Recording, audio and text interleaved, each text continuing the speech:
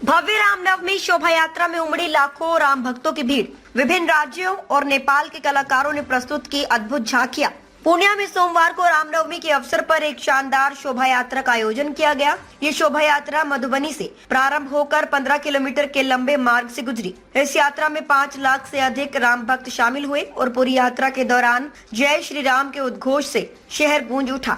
शोभा यात्रा में बिहार, बंगाल, झारखंड, उड़ीसा और नेपाल के विभिन्न कलाकारों ने आकर्षक झांकियों के माध्यम से अपनी कला का प्रदर्शन किया। शोभा यात्रा में एक से बढ़कर एक झांकियां शामिल थी, जो श्रद्धालुओं का मन मोह रही थी। यात्रा के दौरान क्षेत्रीय नेताओं जैसे सांसद पप्पू यादव, मंत्री लेसी सिंह, पूर्व सांसद संतोष कुशवाहा, विधायक विजय खेमका, मेयर और डिप्टी मेयर सहित कई प्रमुख हस्तियां शामिल हुई।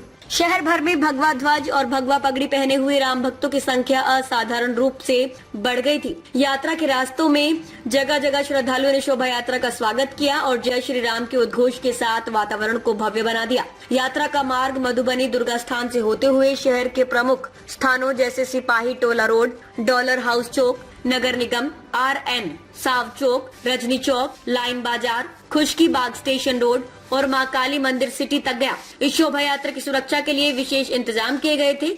ड्रोन से निगरानी की जा रही थी और पुलिस के सिविल ड्रेस वाले कर्मचारी भी यात्रा के साथ थे।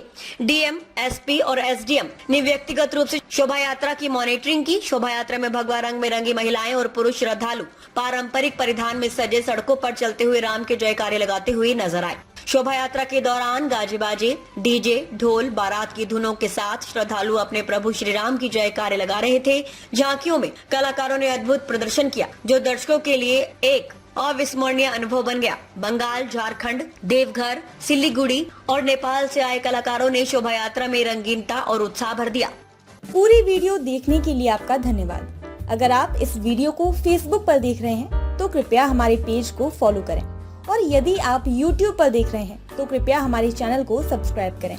आप अपने दोस्तों में या फिर फेसबुक और व्हाट्सएप ग्रुपों में महत्वपूर्ण खबर यानी अफवाहों से दूर सटीक और सही जानकारी वाली इस खबर को साझा करना ना भूलें, ताकि वे भी सटीक और विश्वसनीय खबरों से अपडेट रह सकें।